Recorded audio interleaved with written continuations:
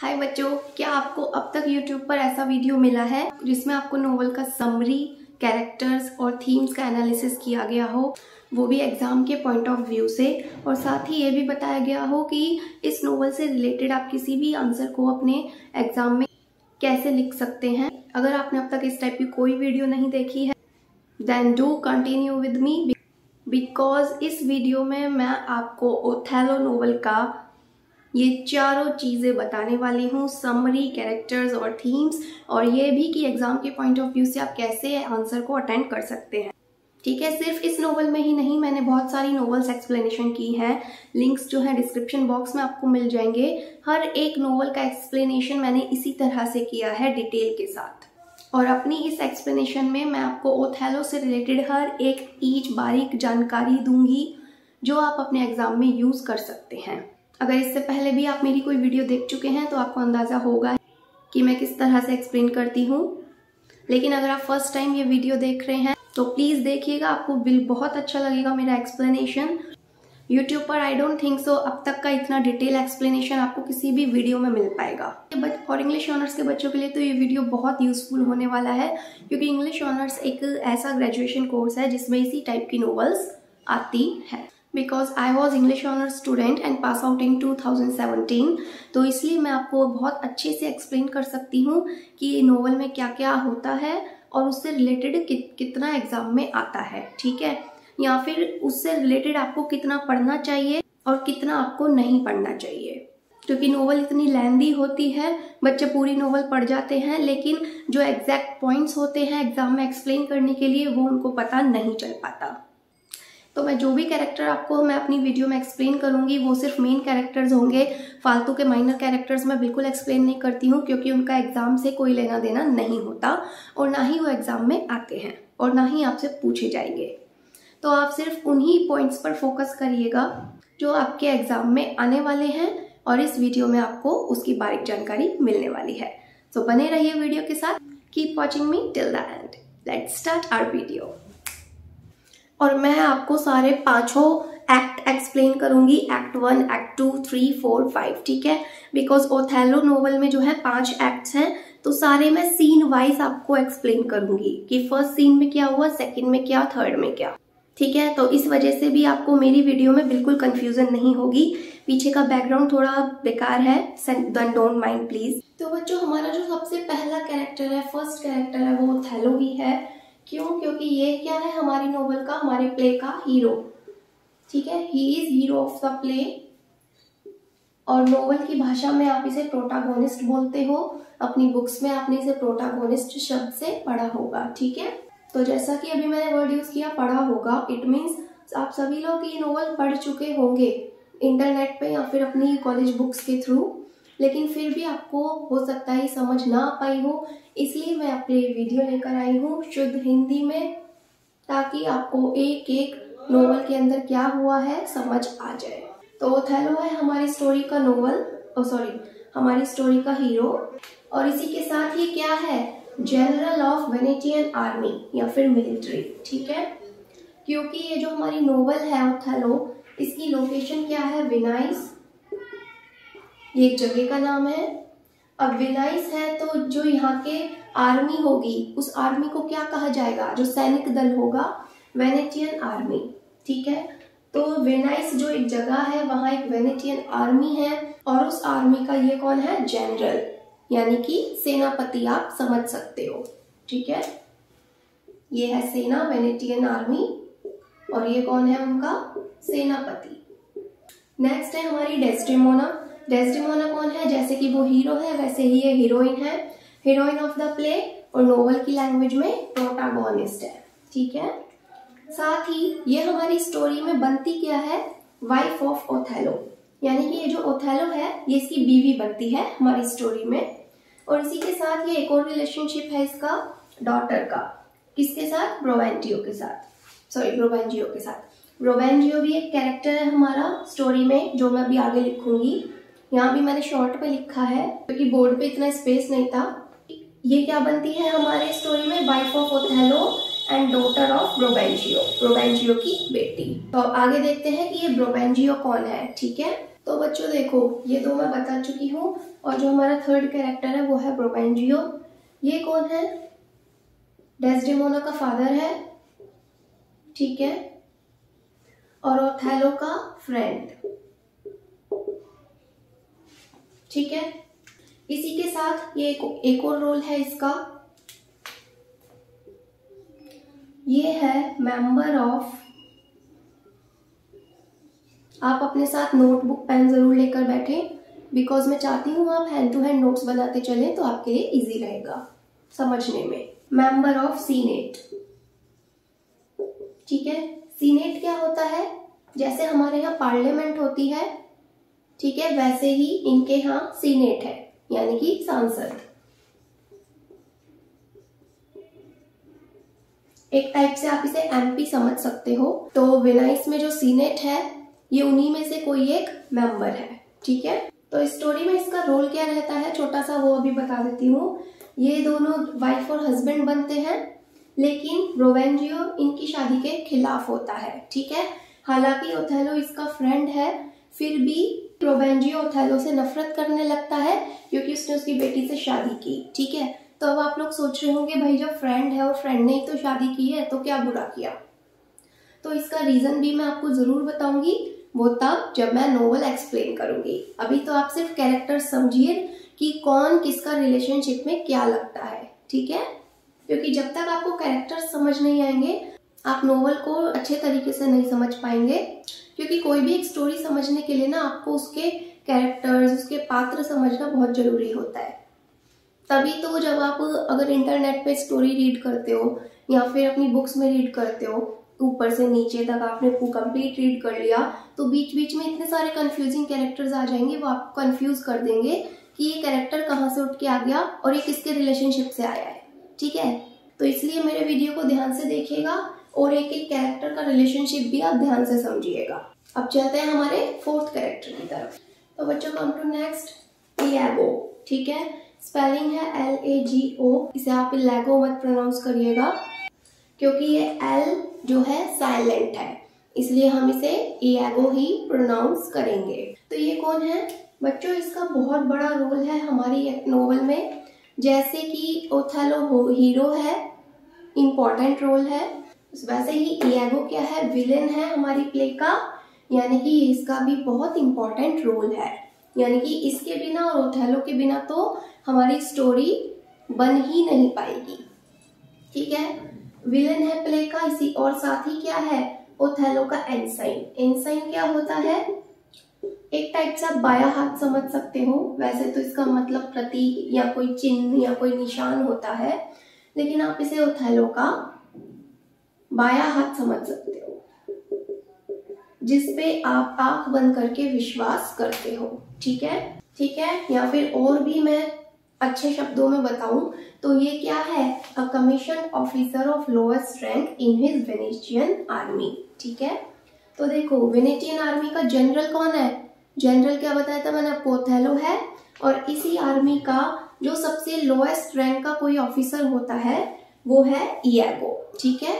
तो Iago villain क्यों बना है हमारी प्ले में? क्योंकि इसको इसी बात पे गुस्सा रहता है हमेशा कि मेरे को इतनी लोएस्ट रैंक क्यों दी है, मेरा अब तक प्रमोशन क्यों नहीं हुआ है, ठीक है। और भी कुछ वजह है जो मैं आपको आगे स्टोरी में एक्सप्लेन करूंगी। तो अभी के लिए आप इतना ही समझिए। एमिलिया का भी एक छोटा सा रोल है हमारी नोवेल में, इसलिए ये भी इम्पोर्टेंट हो जाती है। ये कौन है? इयागो की वाइफ, यानी कि ये इसकी वाइफ है।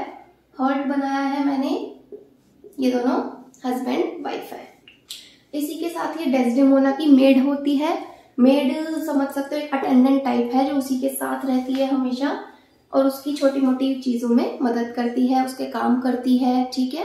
ओके, अब हम आगे चलते हैं, ठीक है बच्चों। तो हमारा अब अगला 6th कैरेक्टर है माइकल कैसियो। तो ये कैसियो कौन है नोवेल में? ओथेलो का लेफ्टिनेंट, क्योंकि उसकी आर्मी का नाम क्या है? वेनेटियन आर्मी, तो ये वेनेटियन आर्मी का लेफ्टिनेंट है, ठीक है। अब आप एक चीज समझो, इसको ड्रॉ कर लेना अपनी नोटबुक में, जो अभी मैं ड्रॉ करने जा रही हूँ, क्योंकि वो आपके लिए बहुत हेल्पफुल रहेगा। तभी आपको इस स्टोरी का जो जेलस वाला भाव है, जो जेलस वाली फीलिंग है किसके अंदर है, वो समझ आएगी, ठीक है। ये तीन मेन है इस आर्मी में। तो बच्चों ये इयागो विलन क्यों बनता है हमारा नोवेल में? क्योंकि पहले कासियो इस आर्मी में था ही नहीं, ठीक है, यानी कि अभी नया नया अपॉइंट हुआ है यहाँ पर आर्मी में। तो इयागो को लग रहा था कि अब मेरा प्रमोशन होने वाला है और मैं क्या बन जाऊंगा, लेफ्टिनेंट बन जाऊंगा, यानी कि ऊंची वाली पोस्ट पे चला जाऊंगा।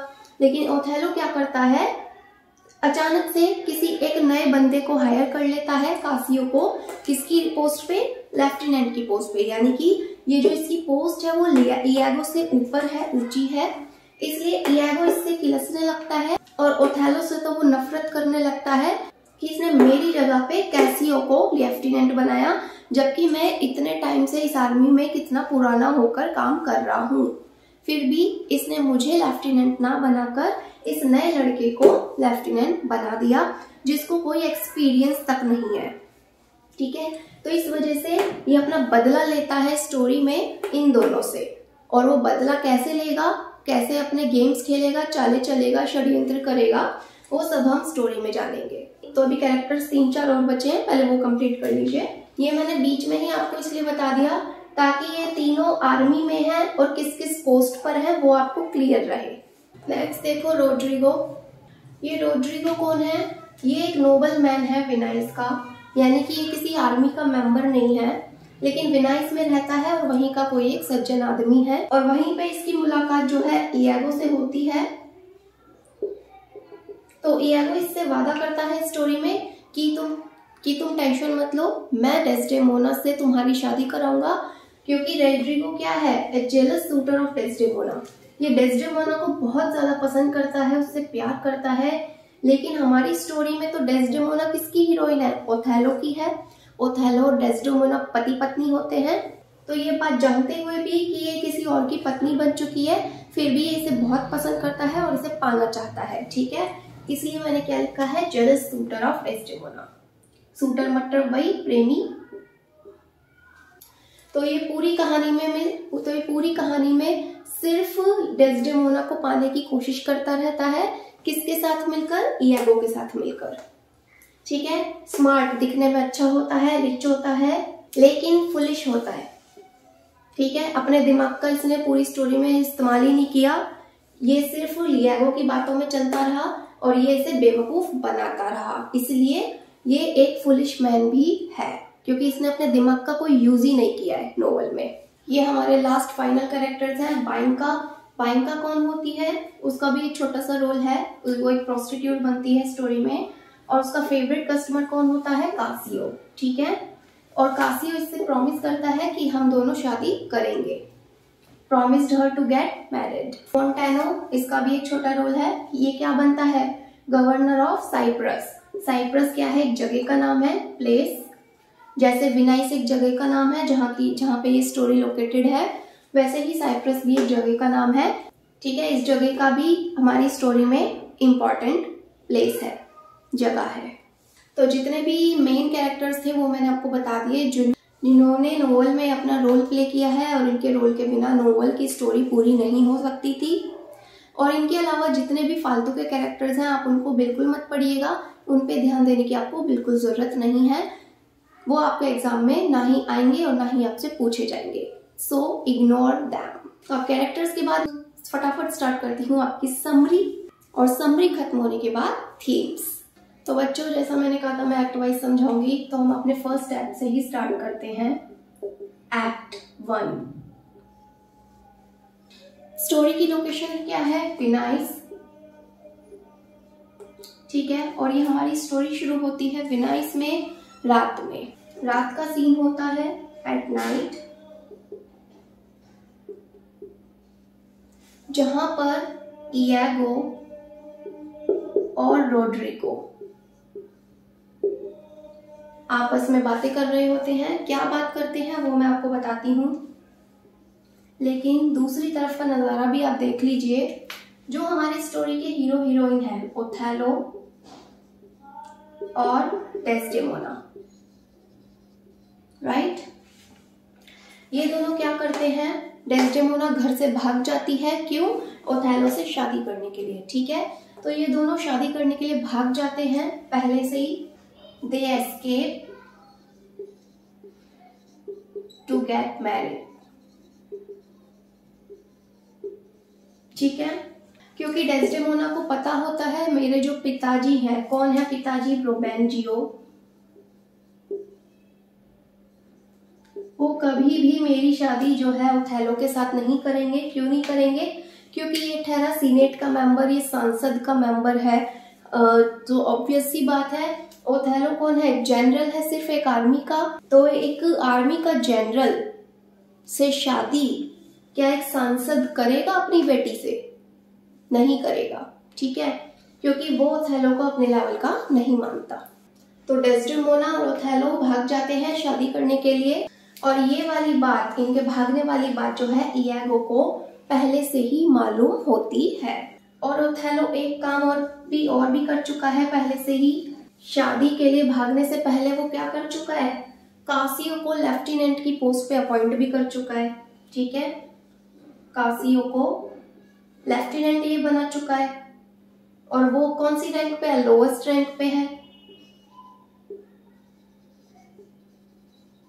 ठीक है। तो इयागो इस बात से ऑलरेडी क्या है, किलसा हुआ है कि उसने मेरी जगह जो है कासियो को लेफ्टिनेंट बनाया ओथेलो ने। और अब इसको ये इंफॉर्मेशन भी है कि वो डेस्डेमोना के साथ भाग चुका है शादी के लिए, ठीक है।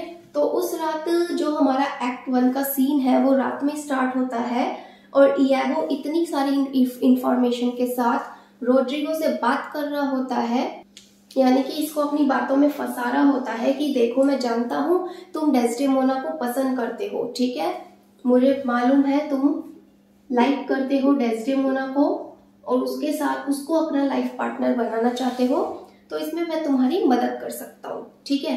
अब रोड्रिगो पूछता है कैसे, तुम कैसे मदद करोगे मेरी, वो तो किसी और की पत्नी बनने वाली है और अब तो बन भी गई होगी, ठीक है, तो तुम मेरी अब क्या मदद करोगे? तो इयागो कहता है शादी करने दो, लेकिन मैं तुम्हें प्रॉमिस करता हूँ कि मैं ओथेलो को डेस्डेमोना की लाइफ से निकाल फेंकूंगा और उससे तुम्हारी शादी करवाऊंगा।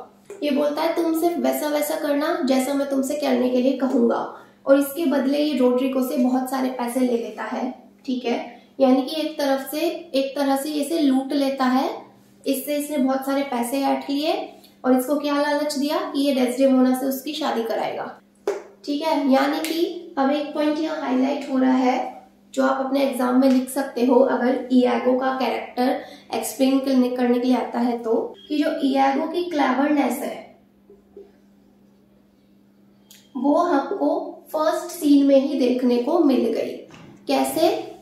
ये इसे बुद्धू बना रहा है और ये बन रहा है, ऑलराइट, और फर्स्ट सीन में ही आपको इसका फुलिशनेस भी दिख गया होगा। तो आप ये पॉइंट लिख सकते हो एग्जाम में, इयागोज डुप्लीसिटी यानी कि वही छल कपट, arises in the first scene, okay, ठीक है। तो रोड्रिगो इसकी बातों में आ गया है और अब ये वही करेगा जो इयागो इससे कहेगा करने के लिए, और इसके लिए ये इसको बहुत सारे पैसे भी दे चुका है। तो इयागो इससे कहता है कि वो दोनों तो भाग कर शादी कर रहे हैं, तो क्यों ना हम उनकी ये खबर उसके पापा को बता दे, डेस्डेमोना के फादर को, क्योंकि उसे पता था डेस्डेमोना के फादर ये खबर सुनते ही बौखला जाएंगे और शादी के खिलाफ हो जाएंगे, क्योंकि जब उन्हें पता चलेगा कि ओथेलो जो कि उनका फ्रेंड है उनकी बेटी को लेके भागा है, तो वो जरूर इस शादी के खिलाफ हो जाएंगे, ठीक है। तो ये दोनों मिलकर जाते हैं ब्रोबेंजियो के पास, जो कि कौन है, डेस्डेमोना का फादर है, और उसे पता ही नहीं है कि उसकी बेटी भाग चुकी है शादी के लिए। ये दोनों इससे मिलकर बोलते हैं कि महोदय आपकी बेटी तो भाग चुकी है, और उसको भगाया है किसने? ओथेलो ने, आप ही के दोस्त ने। ओथेलो ने भगाया है डेस्डेमोना को। आप चाहो तो अपने घर में चेक कर लो, आपको आपकी बेटी कहीं नहीं मिलेगी। तो ब्रोबेंजियो को इनकी बातों पे यकीन नहीं होता, लेकिन फिर भी वो जाता है चेक करने के लिए, उसकी डेस्डेमोना कहीं भी नहीं मिलती, और फिर उसको यकीन आता है कि हाँ ये दोनों सच कह रहे हैं, ये जो ओथेलो है इसने मेरे साथ विश्वासघात किया है, ये मेरी बेटी को लेके भागा है, ठीक है। इसके बाद क्या होता है, खबर मिलते ही ये घबरा जाता है कि इसकी बेटी को कुछ हो ना जाए, जैसे नॉर्मली माँ बाप घबरा जाते हैं। तो ये पूरे मोहल्ले में अपनी बेटी को ढूंढवाता है, आसपास के लोगों से, खुद भी ढूंढता है, लेकिन इसको इसकी बेटी कहीं पर भी नहीं मिलती और ये बहुत ज्यादा अपसेट हो जाते हैं। और फिर कुछ ही देर बाद डेस्डेमोना और ओथेलो वापस लौट आते हैं शादी करके, ठीक है। यानी कि अभी शादी करके आए हैं और अभी पति पत्नी बन चुके हैं, इसलिए मैं यहाँ बड़ा सा दिल बना रही हूँ। शादी करके ये लौट चुके हैं। तो जब ब्रोवेंजियो देखता है इन दोनों ने शादी कर ली है तो ये ओथेलो पे बहुत ज्यादा गुस्सा होता है और ये इन दोनों को लेकर चलता है। ये इन दोनों को कहाँ ले जाता है? ड्यूक ऑफ वेनाइस, ठीक है, क्योंकि मैंने आपको क्या बताया था, ये एक सांसद है, तो ये इनको ले आता है ड्यूक ऑफ वेनाइस, जहां पे और भी सांसद लोग बैठे होते हैं जो कि न्याय करने का काम करते हैं, ठीक है। तो यहाँ पे ये जो ग्रुप है ड्यूक ऑफ वेनाइस, ये पहले से ही किसी एक टॉपिक पे डिस्कस कर रहे होते हैं। किस टॉपिक पर? इन्वेजन ऑफ तुर्क्स, क्योंकि इनका जो राज्य है, जो वेनाइस है, वहां पर इन्हें खबर मिलती है कि जो टर्क है आक्रमण करने वाले हैं, और जब भी किसी राज्य पे कोई और राज्य आक्रमण करेगा तो उसको बचाता कौन है? वहां का आर्मी, वहां का वेनेटियन आर्मी ही बचाएगा, ठीक है। और वेनेटियन आर्मी का जनरल कौन है? ओथेलो। यानी कि अगर तुर्क यहाँ पर आक्रमण करते हैं इस जगह, तो इनके आक्रमण से कौन लड़ सकता है, कौन बचा सकता है? ओथेलो बचा सकता है। क्यों? क्योंकि वो वेनेटियन आर्मी का जनरल है, ठीक है। तो जब ये लोग देखते हैं कि ओथेलो का केस आया है हमारे पास, तो ये लोग कंफ्यूज हो जाते हैं कि ओथेलो को पनिश किया जाए या नहीं, क्योंकि ब्रोवेंजियो इनसे कहता है कि आप ओथेलो को सजा दो, इसने मेरी बेटी को बहकाया है, उस पर जादू टोना करा है, काला जादू करा है, और फिर ये मेरी बेटी को लेके भागा है और जबरदस्ती इसने इससे शादी की है, ठीक है। तो ये लोग सोचते हैं अगर कोई और आदमी होता ओथेलो की जगह तो हम उसे पनिश कर भी देते, क्योंकि उससे हमारा कोई लेना देना नहीं था। लेकिन अगर हमने ओथेलो को पनिश किया तो हमें इनके आक्रमण से कौन बचाएगा? तो फिर ये लोग डेस्डेमोना से पूछते हैं, क्या तुम्हारे पिताजी सही कह रहे हैं? क्या तुम्हारे साथ जबरदस्ती शादी की गई है? तो डेस्डेमोना क्या करती है? ओथेलो का ही सपोर्ट करती है। वो बताती है कि ऐसा कुछ भी नहीं है, मैं अपनी मर्जी से ओथेलो के साथ गई थी, हम दोनों एक दूसरे से प्यार करते हैं और अब हम पति पत्नी है, साथ में रहना चाहते हैं, ठीक है। वो साफ बोल देती है कि ओथेलो ने मुझ पे कोई काला जादू नहीं किया। तो फिर डेस्डेमोना की बात सुनकर भी ये लोग सोचते हैं कि एक तो ओथेलो आर्मी का जनरल है, तो वो हमारी लड़ाई में मदद करेगा, और उल्टा और दूसरी तरफ जो डेस्डेमोना है वो भी ओथेलो का ही सपोर्ट कर रही है, तो ओथेलो के पक्ष में ही फैसला सुना देना चाहिए। तो इनका जो ग्रुप होता है वो ब्रोवेंजियो के सुनता नहीं है और ओथेलो के पक्ष में फैसला सुना देता है, इनकी शादी को लीगल कर देता है। यानी कि अभी हस्बैंड वाइफ इनका रिलेशनशिप लीगल हो चुका है, ठीक है। और ब्रोवेंजियो को ना चाहते हुए भी इनकी शादी को अपनाना पड़ता है, ठीक है। तो अब शादी लीगल हो गई है और यहाँ पर जो इयागो का प्लान था इनकी शादी टुटवाने का, कि मैं ब्रोवेंजियो से जाके बता देता हूँ इन्होंने शादी कर ली है, तो वो तो सांसद है ही, इनकी शादी टुटवा देगा और मैं इसका हाथ रोड्रिगो से मिलवा दूंगा, डेस्डेमोना का।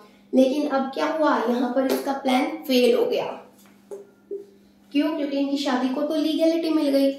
तो लियागो अपसेट तो होता है और इसी के साथ जो रोड्रिगो है वो भी अपसेट हो जाता है कि भाई लियागो तुम्हारा प्लान तो फेल हो गया, अब मुझे डेस्डेमोना कैसे मिलेगी। तो वो उसे फिर गोली देता है, फिर उल्लू बनाता है, कहता है अरे तुम चिंता मत करो, अभी एक मौका ही गया है, मैं तुम्हारी शादी डेस्डेमोना से जरूर कराऊंगा, तुम सब्र रखो, तुम देखो मैं कैसे इनकी जोड़ी को तोड़ता हूँ। तो ये बात तो आपको पता ही है कि ब्रोवेंजियो को इन दोनों ने जाकर खबर की थी कि भाई डेस्डेमोना और ओथेलो शादी के लिए भाग चुके हैं। इन दोनों ने मिलकर खबर की थी, लेकिन ये जो इयागो होता है ना, ये ओथेलो को बोलता है, क्योंकि ओथेलो इयागो से काफी सीनियर है तो इसे सर करके ही बात करेगा। ये बोलता है कि सर आप जानते हो आपके शादी वाली बात ब्रोवेंजियो को किसने बताई? रोड्रिगो ने बताई। यानी कि ये क्या कर रहा है, ईगो ओथेलो की नजर में अच्छा बनने की कोशिश कर रहा है, उसकी नजरों में उठ रहा है, ठीक है। किसको गिरा के, रोड्रिगो को गिरा के। ये झूठ बोलता है कि रोड्रिगो ने ही ब्रोबेंजियो तक ये खबर पहुंचाई कि आप और डेस्डेमोना शादी के लिए भागे हो, ठीक है। यानी कि यहाँ पे इसने इससे फिर झूठ बोल दिया। तो यहाँ पर इसने ओथेलो से भी झूठ बोला और इधर रोड्रिगो को तो ये शुरू से ही झूठ बोलता आ रहा है। तो ये ओथेलो से इसलिए ऐसा कहता है ताकि इसकी इमेज ओथेलो की नजरों में और अच्छी बन जाए, और अच्छी बनेगी, जितनी अच्छी इसकी इमेज बनेगी तो तभी ये इसको जो है ऊंची पोस्ट दे पाएगा, ठीक है। यानी कि इसकी चापलूसी करता है ताकि इसको अच्छी पोस्ट मिल जाए, और इसी तरह पूरी नोवेल में ये रोड्रिगो का यूज करता है अपने स्वार्थ के लिए। तो मैंने आपको बताया था ये जो ड्यूक ऑफ विनाइस होते हैं, इन्होंने क्यों ओथेलो के पक्ष में फैसला सुनाया। तो ये लोग ओथेलो को बोलते हैं कि भाई हम पर आक्रमण होने वाला है तुर्कों का, ठीक है, हम पर क्या होने वाला है, आक्रमण तुर्कों का। तो इनके आक्रमण से बचाने के लिए तुम्हें साइप्रस जाना होगा। कहाँ जाना होगा, साइप्रस, जो कि जगह का नाम है। साइप्रस क्यों जाना होगा, क्योंकि ये जो टर्क है ना यहीं से आएंगे निकल करके हम पे आक्रमण करने के लिए। तो तुम एक काम करो, यहाँ पहुंचने से पहले ही तुम साइप्रस में जाके ही ये जो विवाद है उसे खत्म करके आओ। और साथ ही बोलते हैं कि अभी तुम्हारी नई नई शादी भी हुई है, इसलिए अपने साथ डेस्डेमोना को भी ले जाना, ठीक है। तो अब सब लोग साइप्रस के लिए निकल गए हैं। ओथेलो, डेस्डेमोना, ओथेलो के आर्मी के जितने भी ऑफिसर होते हैं सब साथ जाते हैं, जैसे कासियो जो कि लेफ्टिनेंट है, और ईगो ये भी लेफ्टिनेंट है, सॉरी ये लोएस्ट रैंक का ऑफिसर है। ईगो अपनी पत्नी को भी ले जाता है साथ, जो कि एमिलिया है। और ये और क्यों जाती है साथ, क्योंकि ये डेस्डेमोना की क्या है, अटेंडेंट है, यानी कि उसकी नौकरानी है। अब भाई जहाँ मालकिन वही नौकरानी को तो लेके ही जाएगी, तो इसलिए एमिलिया भी साथ चलती है। और ये रोड्रिगो ये भी साथ जाता है, ठीक है। तो अब ये सब लोग जो है कहाँ जा रहे हैं, साइप्रस जा रहे हैं। किसके द्वारा, पानी के जहाज के द्वारा, ठीक है, बाय अ शिप। तो हमारे एक्ट 1 में सिर्फ इतना ही सीन था, इतना ही क्रिएट हुआ था। अब आगे चलते हैं एक्ट 2 में, आगे की स्टोरी में क्या होता है। तो बच्चों अब एक्ट 2 में क्या होता है, दोनों तरफ से जहाज निकल जाते हैं लड़ाई के लिए। साइप्रस से ये टर्किश फ्लीट निकलता है